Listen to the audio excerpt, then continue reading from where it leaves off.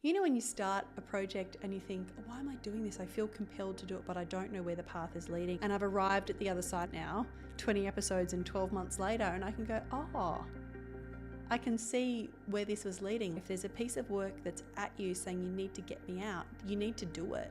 For a long time, I wasn't in alignment with my truth, and I speak to this because I think it's a common experience for many women where we have this sense of our inner self that's full of fire and passion. And then we have this outer self of good girl persona who's polite and who's compliant. There can be a real sense of inner dissonance, of the inner not matching the outer world.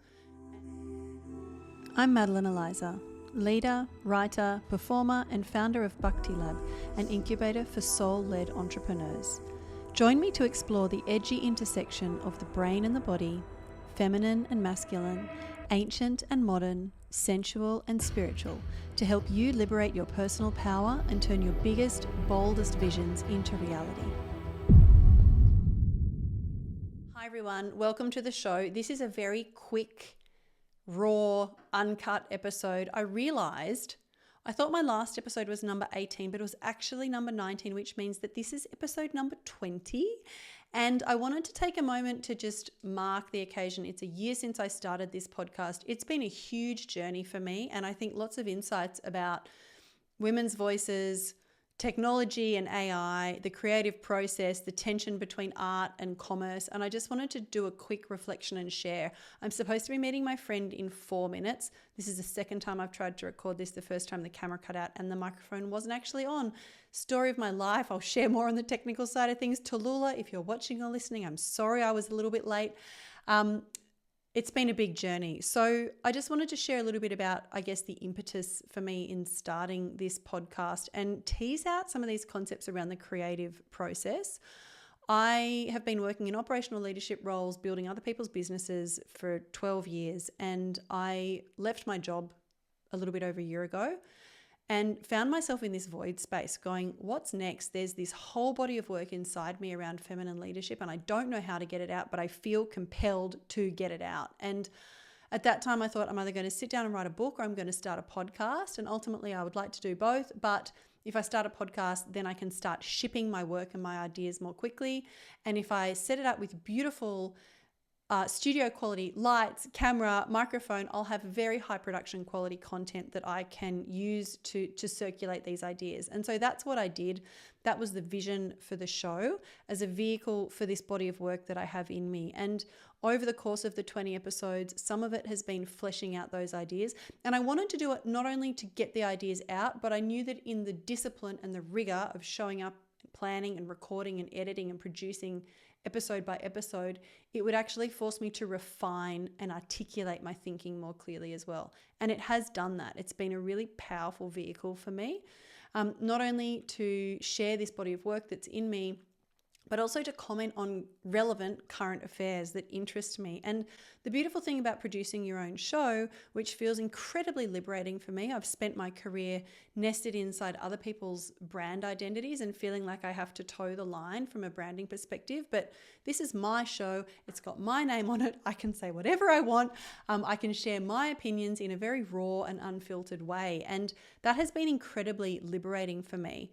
I look back at the content that I was sharing 12 months ago and the way that I felt in showing up and the terror, to be honest, that I felt in sharing some of my edgier ideas, and how I feel now. I feel completely free. I feel unshackled by anybody else's expectation or parameters on how I should behave. I feel like I have liberated myself through the action of producing this podcast over the last 12 months.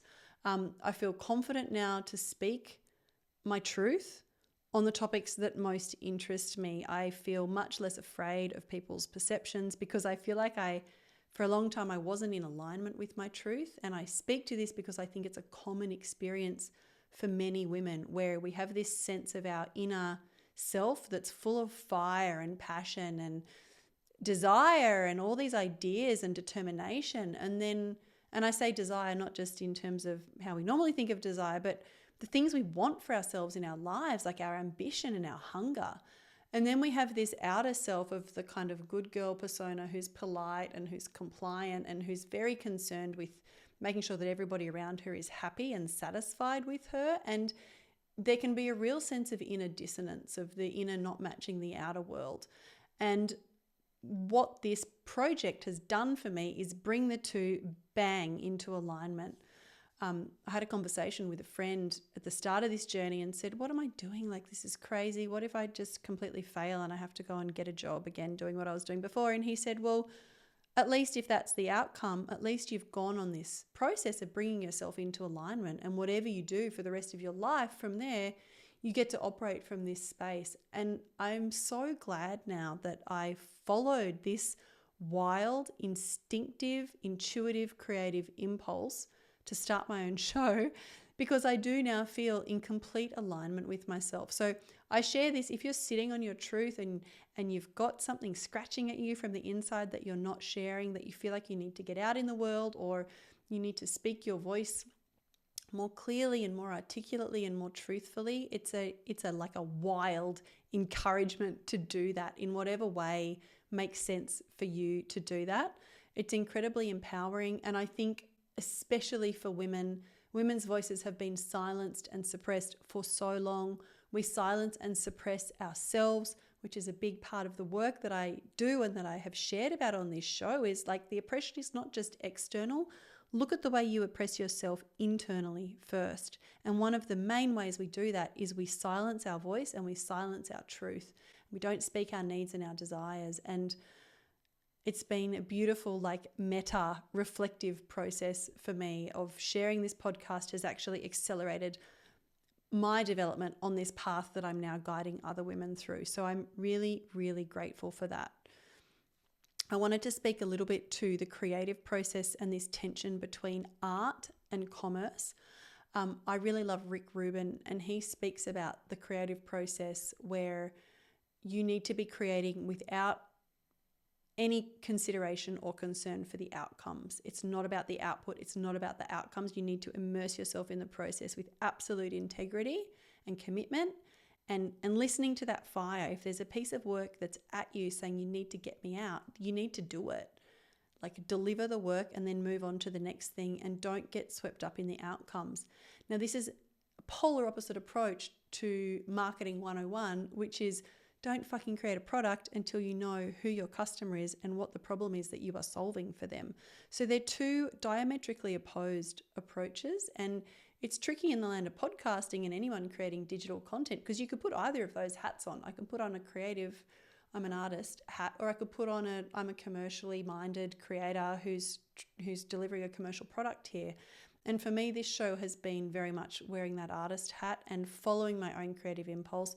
I've said things on episodes here that I did not think I would be brave enough to say on camera and publish on YouTube. Like, it's there for the whole world to now see how I really think about power play between the masculine and feminine, for example. But I'm in my truth, and I think that the work that I have to share is important in some small way. It matters to me, and the feedback that I've received is that it matters to other women and men too. So yeah, I mean, I try to think about who I'm serving, and as I build my business and my products and courses, of course, I'm approaching it from a commercial perspective and going, who's my customer or my client, and what problem am I solving, and how can I message that clearly? But when it comes to the actual content of this show, it's been a very wild, unfettered creative process for me, and it's been a lot of fun, actually.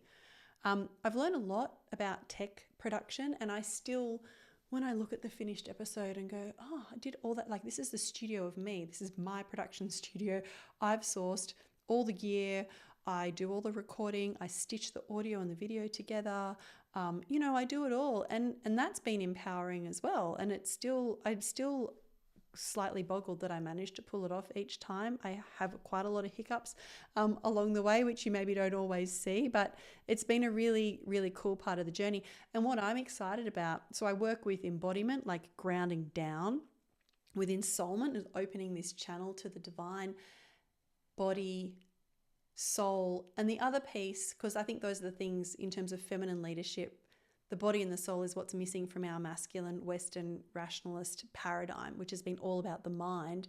what I get excited about with the mind is the potential of AI to turbocharge your own thinking. And I had this experience over the last few weeks where I've used different AI tools. I've got transcripts of all my episodes. I've fed them in. And now I start to see, I really do have a body of work. And when I layer in AI over the top of that, there's all sorts of things that I can do with the work that I have created here. So, when you start a project and you think, why am I doing this? I feel compelled to do it, but I don't know where the path is leading. I'm just, I'm in the car driving and my headlights are only illuminating the small piece of road in front of me and I don't know where I'm going. And I've arrived at the other side of the continent now, 20 episodes and 12 months later, and I can go, I can see where this was leading. Like, it's the beauty of hindsight. It all starts to make sense and fall into place. So that's been a very cool piece of the puzzle.